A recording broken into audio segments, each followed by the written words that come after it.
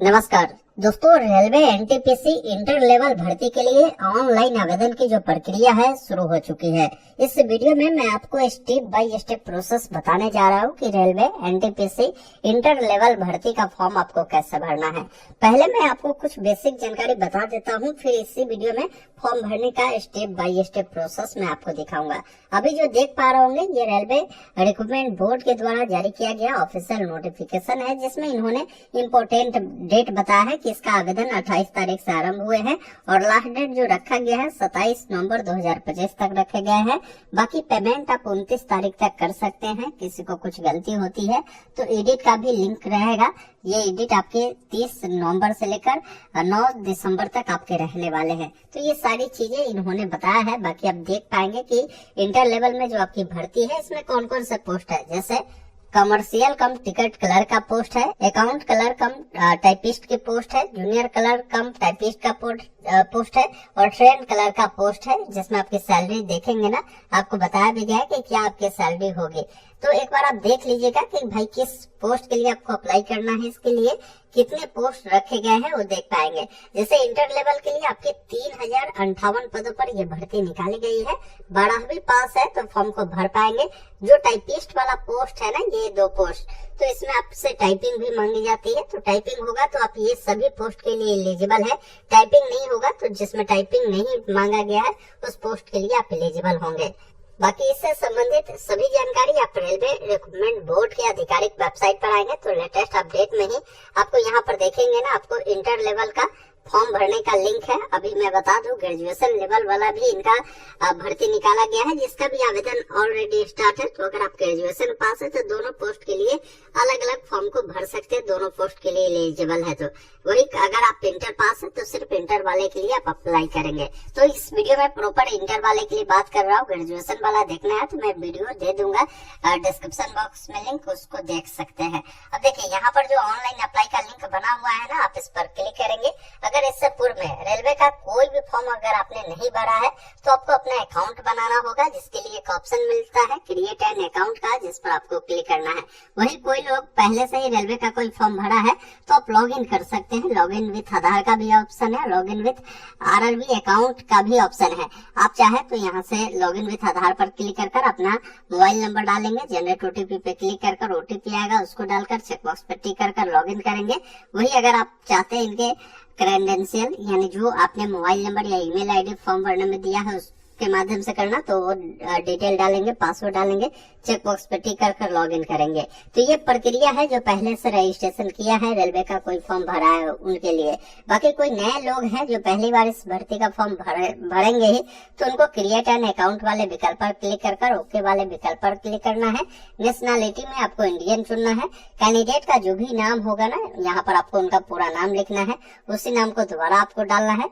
फिर पूछता है कि यदि आपने कभी भी नाम चेंज किया तो यस करें, नहीं तो नहीं वाले विकल्प पर क्लिक करें। जो भी आपका डेट ऑफ बर्थ होगा, कैलेंडर मिलता है, सबसे पहले जो भी आपका साल हो, जो भी आपका महीना हो, उसको आप यहाँ से इस प्रकार डालेंगे और जो भी डेट हो इस प्रकार चेंज करेंगे, उसे दोबारा से आपको डालना है। जेंडर क्या है, लड़का है तो मेल, लड़की है तो फीमेल आपको डालना है।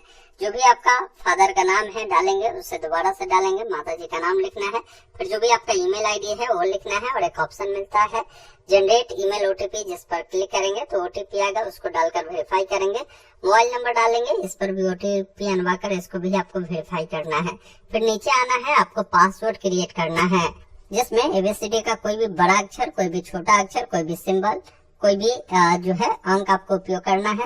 उसी पासवर्ड को दोबारा डालना है, इस चेकबॉक्स पे टिक करना है और एक ऑप्शन मिलता है preview and create an account का, जिस पर क्लिक करेंगे आपका अकाउंट सक्सेसफुली बन जाएगा। फिर आपको यहाँ पर ऑलरेडी हैव अकाउंट वालों को लॉग इन करने का ऑप्शन दिया गया है, इस पर क्लिक कर आप कोई भी डिटेल अगर आप चाहते हैं आधार से करना तो उसको अपना मोबाइल नंबर, ईमेल आईडी को भी डालकर आप यहाँ से OTP अनवा कर चेकबॉक्स पे टिक कर लॉग इन करेंगे। लॉगिन करते ही आपके सामने इस प्रकार का इंटरफेस आएगा। यहाँ पर एक ऑप्शन मिलता है ऑनलाइन एप्लीकेशन का, जिस पर आपको क्लिक करना है। अब यहाँ पर देखेंगे ना, आपको दो ऑप्शन मिलते हैं एनटीपीसी में। मैंने बताया है कि एक तो अंडर ग्रेजुएट यानी 12th लेवल पर भर्ती चल रही है, जिसका 28 तारीख से आवेदन स्टार्ट है, और एक भर्ती ग्रेजुएशन लेवल पे चल रहा है जो 21 अक्टूबर से आवेदन स्टार्ट है। तो आपको किसके लिए अप्लाई करना है? इंटर लेवल के लिए। तो ऊपर में जो ऑप्शन मिलता है, आप इस पर आकर पहले बताएंगे कि आपको किस आरआरबी से अप्लाई करना है। इस आरआरबी को चुनने से पहले मैं ये भी कहना चाहूंगा कि एक बार आप विज्ञापन को देखें, नोटिस को डाउनलोड करेंगे ना, तो आपको जानकारी मिलेगी कि भाई ये भर्ती जो है किस आरआरबी में कितनी है। जैसे यहाँ पर देखिए, अहमदाबाद में आपको भर्ती बताया गया है ना कि इस पोस्ट के लिए कितनी भर्ती किस कैटेगरी के लिए है, वो चीजें आप यहाँ से देख सकते हैं। ये देखेंगे अजमेर का है, ये बेंगलुरु का है। इसके बाद आप आएंगे तो ये देखेंगे भोपाल का है, ये देखेंगे भुवनेश्वर का है। तो मैं जिस भी आरआरबी से अप्लाई करना है उस आरआरबी को सिलेक्ट किया, इस दोनों चेकबॉक्स पे टिक करूंगा। नेक्स्ट वाले विकल्प पर क्लिक करना है और इसको क्लोज करना है। यहाँ पर जो भी जानकारी आपको दिखाई गई है ना, आपने जो रजिस्ट्रेशन में डाला है वो जानकारी देखने को मिलता है। जो जानकारी नहीं फिलअप है वो जानकारी आपको फिलअप करना है। जिसमें देखिए सबसे पहला चीज है कि आपसे पूछा जा रहा है कि आपकी शादी हो चुकी है तो मैरिड अन्यथा अनमैरिड वाले विकल्प पर क्लिक करें।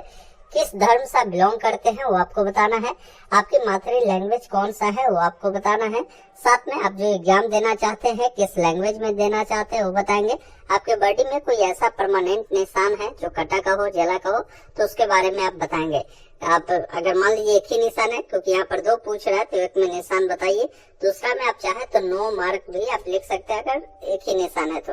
यहाँ पर कम्युनिटी पूछ रहा है तो कम्युनिटी का मतलब आप किस कैटेगरी से बिलोंग करते हैं। जैसे अगर आप एससी वाले हैं तो एससी चुनेंगे। तो यहाँ पर बोलेगा कि कोई कैंडिडेट अगर एससी एसटी है तो इनको सेंट्रल लेवल वाला जो है कास्ट सर्टिफिकेट देना होगा। कोई ओबीसी है तो इनको एनसीएल सर्टिफिकेट सेंट्रल लेवल वाला देना होगा, तभी आपको रिजर्वेशन का जो बेनिफिट है आपको रेलवे उपलब्ध करवाती है। तो यहाँ से आपको क्या करना है, आई एग्री कर देना है। फिर यहाँ पर आपसे पूछेगा कि आप अपना कास्ट का नाम बताएं, कास्ट सर्टिफिकेट का नंबर दीजिए, साथ में कास्ट सर्टिफिकेट जो इशू हुआ है किस अथॉरिटी के द्वारा इशू किया गया है वो आपको यहाँ पर बताने की जरूरत होगी। उसके बाद जो भी आपने कास्ट सर्टिफिकेट बनाया है ना, किस डेट को इशू किया गया है वो डेट बताएंगे। और फिर पूछता है कि अगर आपको रेलवे का ट्रेवल पास मिलता है एग्जाम के लिए वो चाहिए तो आप यहाँ पर एस करेंगे। बाकी जो भी आपके नियरेस्ट स्टेशन होगा वो डालेंगे और आपको अपना कास्ट सर्टिफिकेट यहाँ पर अपलोड करना है, ये ध्यान रखिएगा। वही कोई ओबीसी वाले हैं तो ओबीसी को चुनेंगे तो यहाँ पर आपको एग्री कर आपसे पूछेगा कि आप एनसीएल से बिलोंग करते हैं या क्रीमी लेयर से बिलोंग करते हैं। तो एनसीएल से वो बिलोंग करता है जिनकी पारिवारिक इनकम 8 लाख रुपए से कम है, तो आप एनसीएल को सिलेक्ट कर आई एग्री करें। फिर जो भी कास्ट का आपका ये होगा ना नाम होगा वो आपको लिखना है। जो भी एनसीएल सर्टिफिकेट है उसका नंबर देंगे, वो सर्टिफिकेट कहाँ से आपने बनवाया है वो आपको बताना है। साथ में किस राज्य से बना है, किस डेट को बना है, ये जानकारी आपको देनी होगी।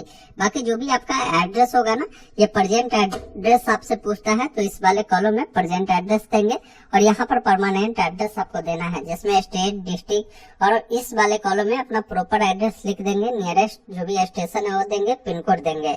किसी का प्रेजेंट और परमानेंट समान है तो इस चेकबॉक्स पे टिक करेगा। दोनों फिल होगा, अलग अलग है तो अलग अलग जानकारी को फिल कर सेव करना है। फिर नेक्स्ट वाले विकल्प पर क्लिक करना है। इस प्रकार पर्सनल डाटा आपका सेव होता है। अब आप आते हैं अगले स्टेप में। यहाँ पर आपसे पूछता है कि अगर आप एक्स सर्विसमैन है तो एस करें, नहीं तो नहीं वाले विकल्प पर क्लिक करें। दिव्यांग है तो एस नो में बताएंगे, स्क्राइब चाहिए तो एस नो में बताएंगे। अगर आप ईबीसी सर्टिफिकेट धारक है तो आपको फ्री में भी छूट मिलता है तो आप यहाँ पर एस करेंगे। एस करेंगे तो फिर आपको जो है यहाँ पर बताना होगा कि ईबीसी वाले हैं तो आप दिखाइए कि अगर आपके पास सीबीसी सर्टिफिकेट है तो, नहीं तो बीपीएल कार्ड है वो दिखा सकते हैं। अगर आप ऐसा नहीं है तो नो करेंगे, फिर एस करेंगे। तो ये सभी जानकारी आपको देने की जरूरत है। अगर ऐसा है तो आप जरूर दे दीजिएगा। वही अगर आप रेलवे में एम्प्लॉय है तो आप एस करें, नहीं तो नहीं वाले विकल्प पर क्लिक करें। फिर यहाँ पर आपको बताना है कि अगर कोई व्यक्ति जो है करेंटली में कोई भी सेंट्रल गवर्नमेंट का जॉब करता हो, स्टेट गवर्नमेंट का या पीएसयू में तो बताएंगे, नहीं तो नॉट अप्लीकेबल चुनेंगे। अब रेलवे में क्या होता है ना कि जैसे जनरल, ओबीसी, डब्ल्यूएस को 500 रुपए लगता है, जिसमें 400 रुपए रिफंड हो जाते हैं सीबीटी आप देते हैं। तो एससी एसटी को 250 लगता है, 250 का 250 रिफंड हो जाता है सीबीटी देने के बाद। तो आपको जो रिफंड चाहिए वो किस बैंक अकाउंट में चाहिए उसकी जानकारी देना है। वो अकाउंट किनके नाम से है, अकाउंट नंबर क्या है, अकाउंट नंबर को दोबारा डालेंगे, IFSC कोड डालकर कंफर्म करेंगे तो आपका जो भी डिटेल है वो यहाँ पर देखने को मिलेगा। जैसे बैंक का नाम हो गया, एड्रेस हो गया, मिल जाएगा। अब यहाँ से आपको सेव करना है इसको। उसके बाद नेक्स्ट वाले विकल्प पर आपको क्लिक करना है। फिर आप अगले स्टेप में आते हैं जहाँ पर क्वालिफिकेशन की जानकारी देनी होगी। अब मान लीजिए पहले से आपकी क्वालिफिकेशन ऐड होगी तो वो जानकारी देखने को मिलेगा, नहीं तो आपको जानकारी ऐड करना है, जिसमें मैट्रिक आपने किस राज्य से किया है, किस जिले से किया है, किस बोर्ड से किया है बताएंगे, पासिंग डेट आपको बताना है, जो भी आपका रोल नंबर होगा बताएंगे, और साथ में जो भी आपका मैट्रिक का सर्टिफिकेट होगा उसके ऊपर में ही आपको सीरियल नंबर लिखा होता है, उसको आपको यहाँ पर बताने की जरूरत होगी। और ये जो डेट है ना, वो डेट भी सर्टिफिकेट या आपके पास मार्कशीट होगा उसके नीचे लिखा होता है, वही डेट डालेंगे। फिर इसको यहाँ से आपको ऐड कर देना है। फिर यहाँ पर आपसे जो है 12th की जानकारी मांगी जाएगी, तो आप 12th को सिलेक्ट करेंगे। 12th आपने जो किया है यहाँ पर डिसिप्लिन में आपको इन्हें डिसिप्लिन चुनना है, किस राज्य से आपने किया है, किस डिस्ट्रिक्ट से किया है, कौन से बोर्ड से किया है, कब आपने पास किया है और डेट बताएंगे, परसेंटेज बताएंगे।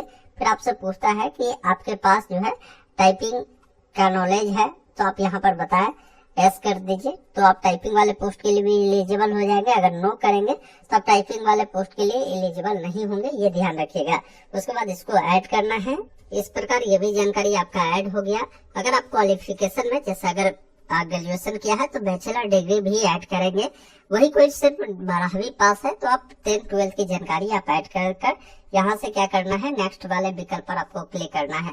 अब जैसे ही नेक्स्ट पर क्लिक करते हैं ना, तो अब आप अगले स्टेप में आते हैं जहाँ पर आपको फोटो सिग्नेचर अपलोड करना होगा।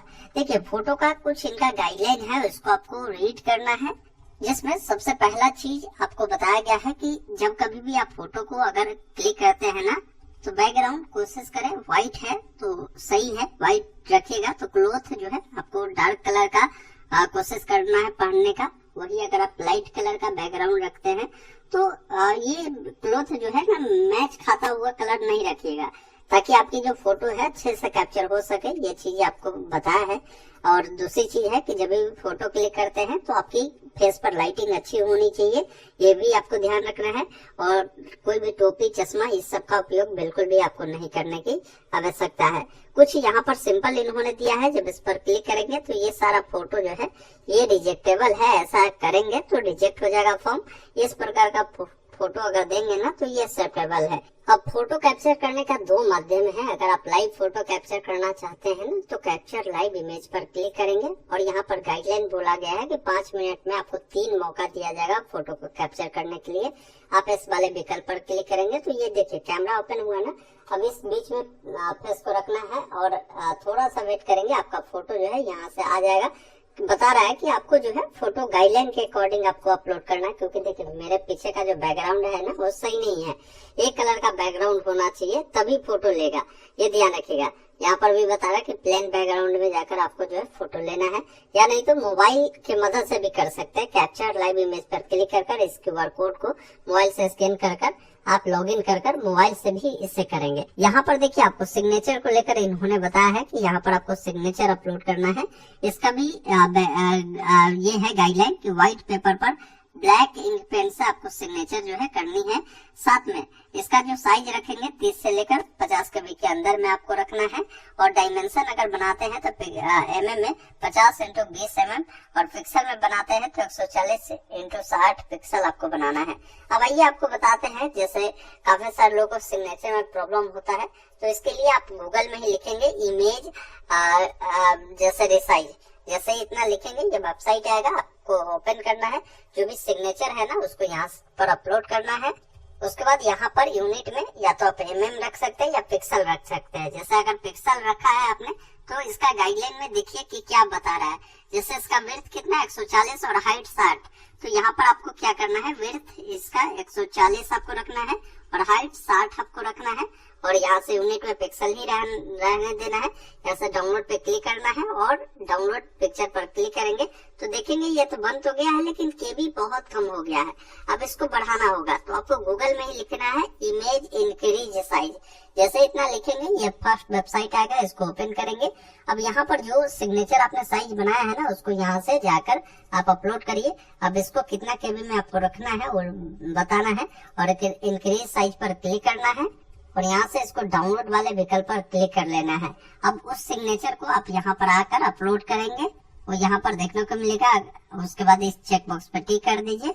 इस प्रकार सिग्नेचर आपका अपलोड हो गया। इस चेक बॉक्स पर टिक कर फोटो सिग्नेचर को अपलोड कर सेव वाले विकल्प पर क्लिक करेंगे, फिर नेक्स्ट वाले विकल्प पर क्लिक करना है।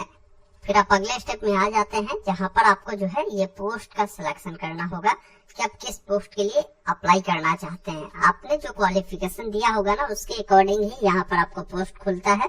अब मान लीजिए आपको 1 नंबर में ये पोस्ट रखना है तो आप प्लस पर क्लिक करेंगे, वो ऐड होगा। 2 नंबर में इसको रखना है, 3 नंबर में जिसको भी रखना है उसको ऐड करेंगे। फिर इस चेक बॉक्स पर टिक कर यहाँ भी चेक बॉक्स पर टिक करना है।